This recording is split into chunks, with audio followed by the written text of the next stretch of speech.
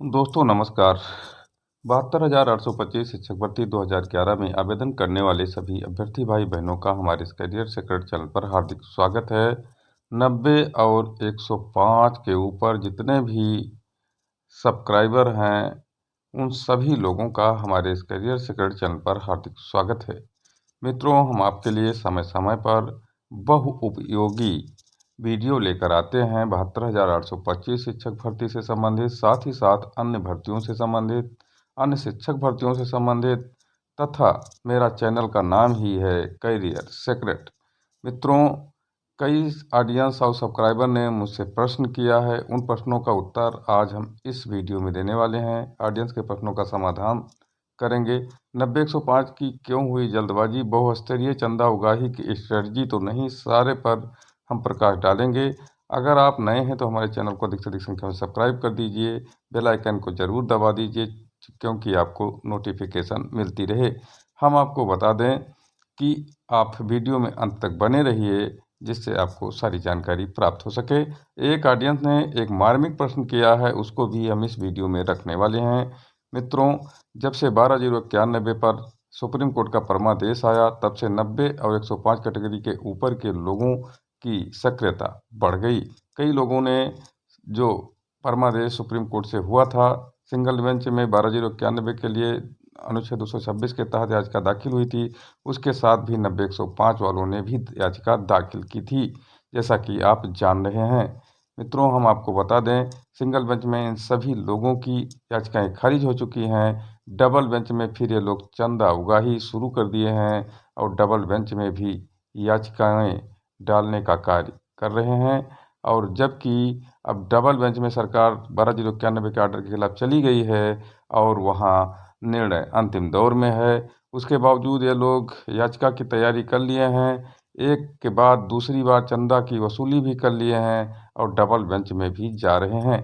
इस पर कई बार चंदा देने के बाद हमारे एक ऑडियंस जो हमारे चैनल से प्यार करते हैं, उन्होंने मुझे एक मार्मिक अपील की है और लिखा है कि सर बताइए कि हम अब क्या करें, हमसे कई बार चंदा लिया गया है। हम उनके पूरे प्रश्नों को इस वीडियो में लेकर आ रहे हैं। आप देखिए कि वो कह क्या रहे हैं, उसके बाद हम इस प्रश्नों का समाधान मित्रों करना चाहेंगे।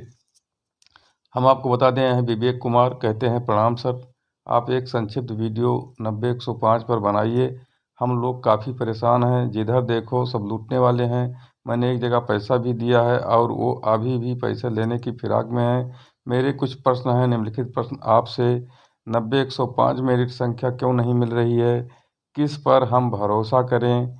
और इनका तीसरा प्रश्न है कि एक ग्रुप है जो कहता है कि सुप्रीम कोर्ट जाने को और उसके एवज में पैसा मांग रहा है, जबकि जिसके लिए पैसा दिया गया वो काम ही नहीं अभी तक हुआ है। फिर आगे इनका कहना है कि आगे हमें क्या करना चाहिए, आप ही उम्मीद हैं, आपके सदा आभारी रहेंगे, नमस्कार। ऐसा उन्होंने मुझे इस वीडियो में लिख करके एक मार्मिक संदेश और मार्मिक अपील और मार्मिक प्रश्न किया है, जिसका हमें समाधान करना है। तो मित्रों सुन लीजिए।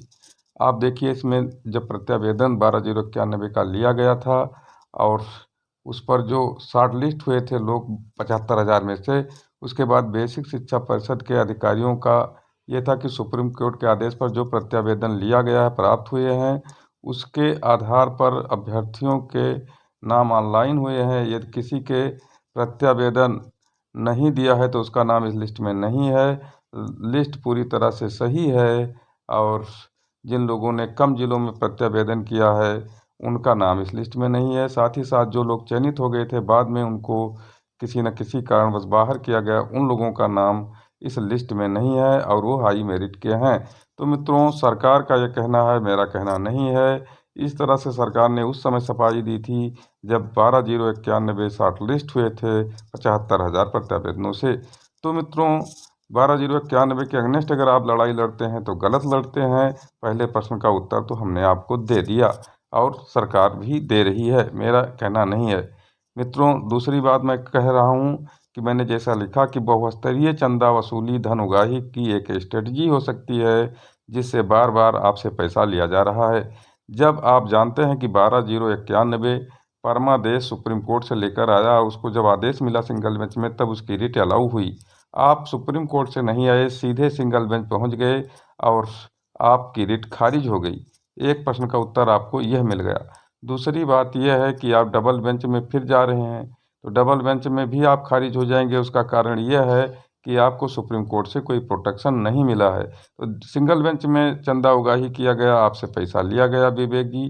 दूसरी बात, फिर डबल बेंच में भी आपसे पैसा लेने के फिराक में लोग हैं, क्योंकि इनकी जो है अपील संख्या अभी नहीं मिली है और ये लोग 12/091 के निर्णय को देख करके और इनकी स्ट्रेटजी है कि हम रिट दाखिल करें और नहीं तो रिट हमारी क्यों ना खारिज हो जाए। तो इस पर इनको डर लगता है, इसलिए लोग अभी दायर नहीं किए हैं डबल बेंच में। और दूसरी बात यह है, इसीलिए रिट संख्या नहीं मिल रही है, कोई काम डबल बेंच में इनका नहीं हुआ है। फिलहाल ये लोग दाखिल इसलिए करेंगे क्योंकि यहाँ भी खारिज होकर के तो सुप्रीम कोर्ट के ओर रुख करेंगे और सुप्रीम कोर्ट में भी आपसे पैसा मांगेंगे।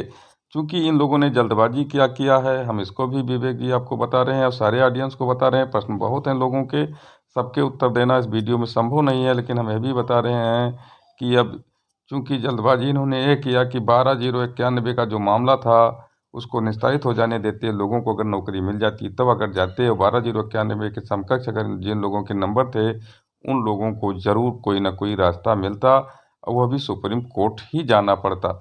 सबसे पहले सुप्रीम कोर्ट जाना चाहिए था, रिट वहाँ बचती या खारिज होती वो अलग बात थी, लेकिन सीधे हाई कोर्ट से शुरू करना उचित नहीं था। लेकिन अब हाई कोर्ट से शुरू किया गया है, सुप्रीम कोर्ट तक जाएंगे, ये फिजूल खर्ची हो गई। अगर सुप्रीम कोर्ट से जाते तो एक ही बार में वहाँ से निर्णय हो जाता, कुछ डायरेक्शन मिल जाता। तो मित्रों, इन लोगों ने गलती की है और आपसे बार बार पैसा लिया जा रहा है। दूसरी बात यह है कि जो लोग 12/091 के समकक्ष अंक नहीं रखते हैं और 90/105 में आते हैं, उन लोगों को बिना मतलब फंसाया जा रहा है, उनको कहीं भी राहत मिलने की उम्मीद नहीं है। और अगर है भी तो सुप्रीम कोर्ट में जाकर अपनी बात कहने पर, अगर सुप्रीम कोर्ट हाई कोर्ट को डायरेक्शन देती या स्वयं निर्णय करती तो वहाँ कुछ हो सकता था। लेकिन ये 90/105 के जो लुटेरे हैं वो आपसे कई स्तर पर चंदा लेंगे और इनका नौकरी पाने का कोई मकसद नहीं है, इनका केवल मकसद है तो बेरोजगार भाई बहनों का जो है शोषण करना और लूटना। क्योंकि 12/091 को अगर चैलेंज किया जाएगा तो सुप्रीम कोर्ट से आपको भी प्रोटेक्शन मिलना चाहिए, तभी तो आप चैलेंज कर सकेंगे। और दूसरी बात, जो 12/091 के बराबर नंबर पाए हैं वो लोग अगर जाएं तो कुछ समझ में बात आती है। जो उनसे कम नंबर पाए हैं उनको क्यों फंसाया जा रहा है, सबसे बड़ी बात ये है।